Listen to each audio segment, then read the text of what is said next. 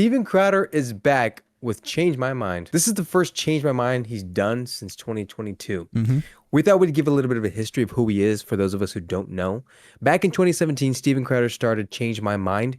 It was his way of having civil debates with college students. He really wanted to focus on the idea that colleges and similar institutions were failing young students or young adults. Towards the end of the series in 2022, the setting started to become very violent from those who opposed his prompts and him, the crazy left. That caused him to stop Change My Mind. And then since Charlie Kirk's assassination, he has been compelled to come back. Yes. Daydreamer side note. Okay. So I first saw like one of his very first Change My Minds. This was back in college. I was still largely on the Democrat side. And, you know, like there were some reasonable points from the Republicans, but his first Change My Mind I ever saw was pro-gun or the abortion one. I can't remember which one it is. But one of whichever, I think it was the abortion one. I want to say it was the abortion one. I largely disagree with it. I clicked on it and I was like, oh, I want to see what this is. And the way he was just so chill, so respectful, you know, he wasn't trying any gotcha thing. I thought that's what it was going to be. He was going to try doing some gotcha thing. And it wasn't. And so that made me click on the pro-gun thing. And then on the pro-gun thing, he took these two girls who were against his gun thing to go shoot guns. And I think he bought them like, I can't remember I think he did buy them their first gun. They had to come back obviously because of the background check. That was insane to me. So that started my exploration into, okay, this, you know what it reminded me of? It reminded me of in, what was it? Age of Ultron, where Pietro, the speed guy, was like, this is S.H.I.E.L.D. And then Cap is like, this is what S.H.I.E.L.D. is supposed to be. This is S.H.I.E.L.D.? This is what S.H.I.E.L.D.'s supposed to be. This is not so bad. And so like, it's like, oh, this is Republicans? And it's just like Crowder just there like, this is what Republicans are supposed to be. Like, you know, that's great. And so like, it started my exploration into it. And I would largely say that because of that, I have come more onto the Republican side. I'm still not fully there. I'm more independent, but you know. I like to say a majority of the conservatives are a lot like how this version of Crowder, because he has also Louder with Crowder. It's a different version of it. So I watched his Louder with Crowder. I don't like his Louder with Crowder show. It's just not for me. He is more right though, that I would say than I would like. But when he talks to people, he's respectful. I think that's great. Like further to the right? Yes. Like oh, got it. Yeah. You know, I think Charlie Kirk was more like, I think out of all of them, he was the moderate. Like I liked him. Yeah. So first of all, like I thought it was pretty good. It was very cordial. I thought it was going to be a little bit heightened with the whole dynamic of how things are going. Yeah.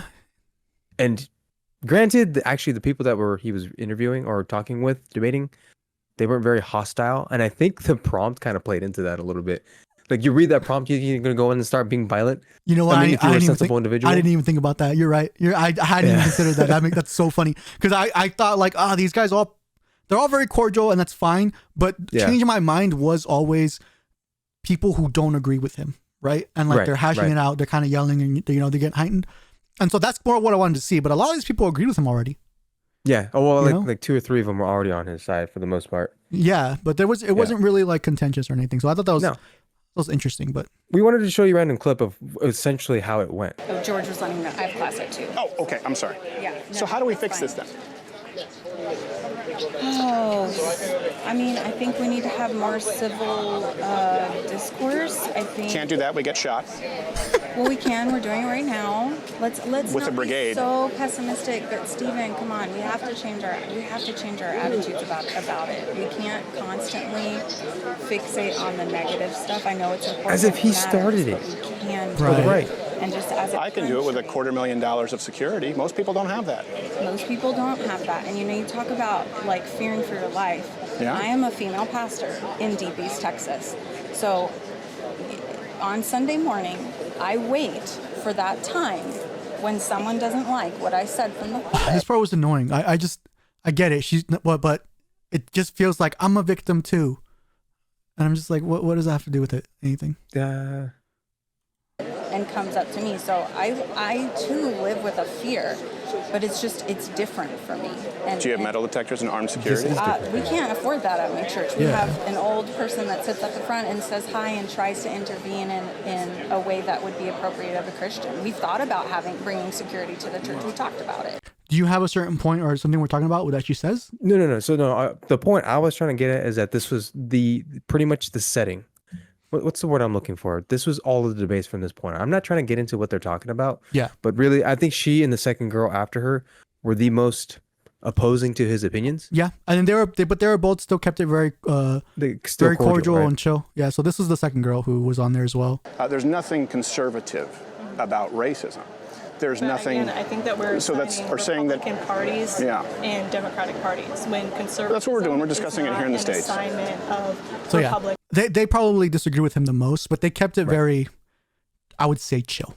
That's the word I would use. And the reason why I'm really fixated on the setting and how the actual conversations went was because we are really in a heightened setting right now where people were celebrating Charlie Kirk's death. And I imagine this is not the best time like this soon to start going out and having these debates.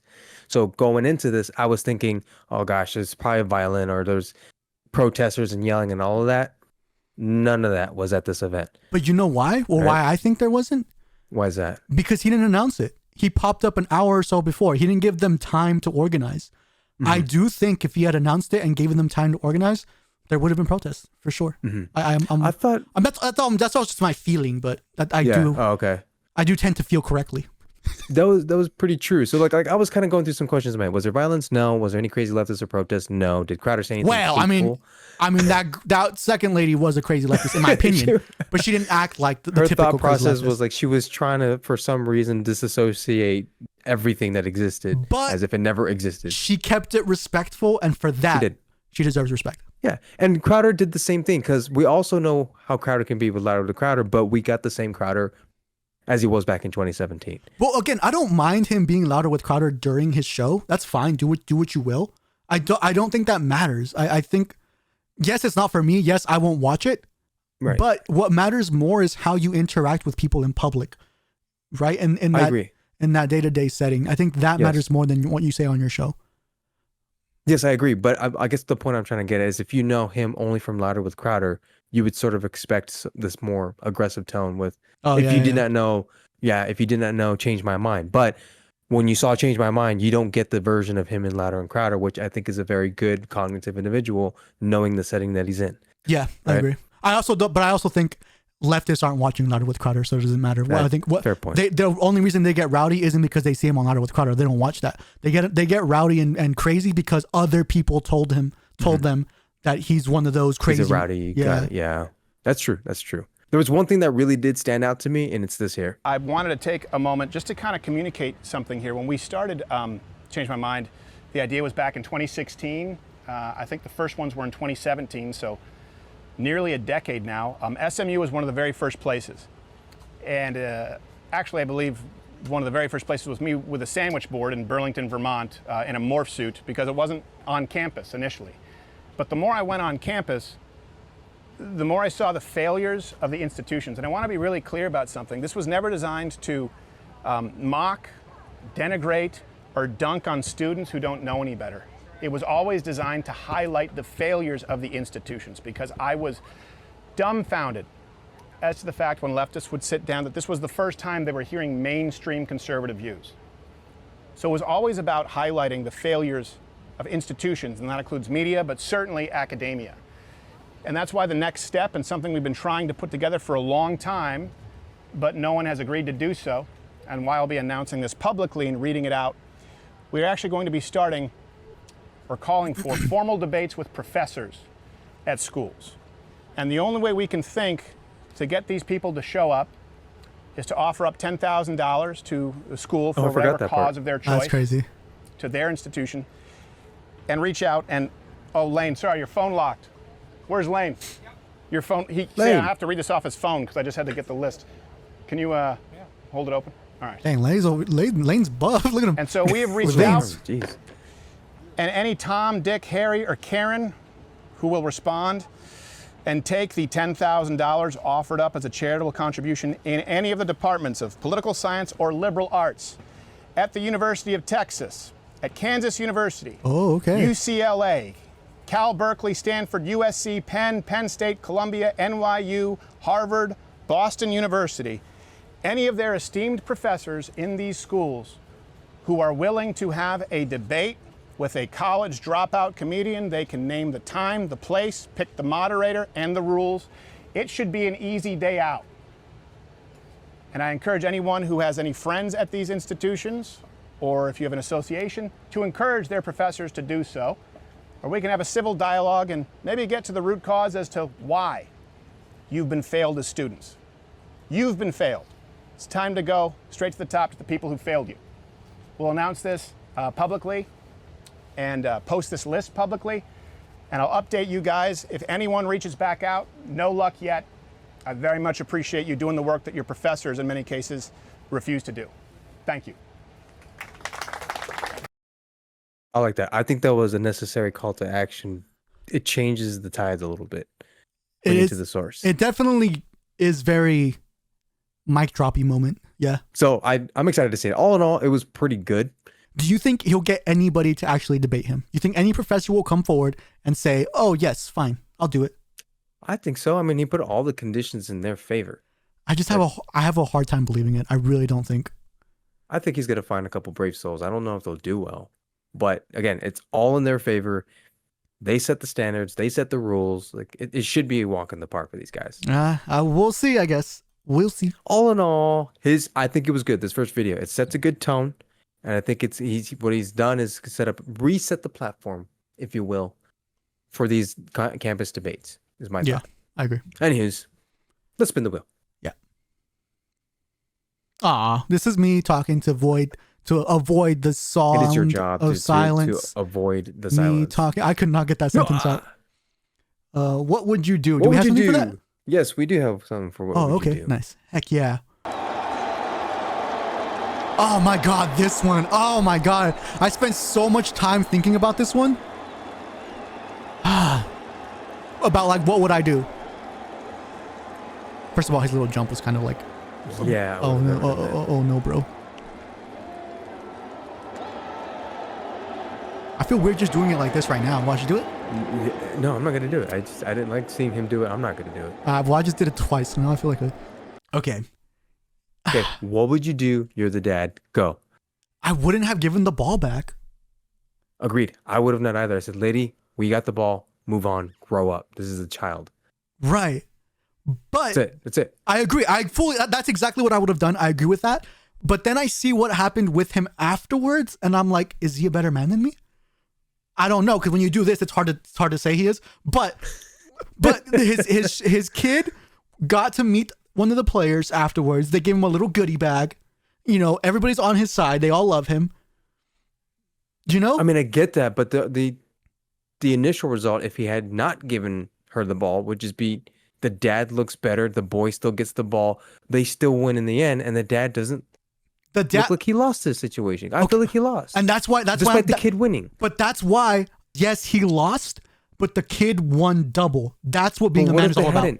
But what if they hadn't done anything? But it doesn't matter. It did happen. What I'm saying is it did. The Okay, outcome but at you the didn't end. know that. You're the dad. You didn't know that. You're making this decision that that happening is going to happen at the end. You don't know that as a dad. I agree. I'm just playing. You don't know that. I'm largely playing devil's advocate here.